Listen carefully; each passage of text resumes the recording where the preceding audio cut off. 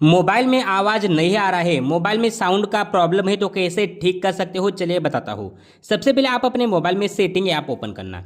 Setting app open करने के बाद थोड़ा सा नीचे जाएंगे और इसमें आपको साउंड एंड वाइब्रेशन नाम देखने को मिलेगा, है वाला, इसको ओपन करना। इसके बाद ऊपर अगर आपके पास साइलेंट मोड वाला ऑप्शन चालू है तो इसको आपको बंद कर देना, इसकी वजह से भी मोबाइल में साउंड नहीं आता। इसके बाद यहाँ पे डो नॉट डिस्टर्ब वाला ऑप्शन है अगर चालू है तो इसको भी बंद करना, ठीक है। इतना काम करना है, दो सेटिंग बंद करना। इसके बाद यहाँ पे मीडिया रिंगटोन नोटिफिकेशन अलार्म है जो ऑप्शन है ये आपको फुल करना है, यानी कि चारों के चारों फुल कर देना है। इसके बाद नीचे आएंगे और यहाँ पे मोर साउंड का ऑप्शन है, इसको क्लिक करके ये जो ऑप्शन है इनको आपको चालू कर लेना है, चारों ऑप्शन, ठीक है।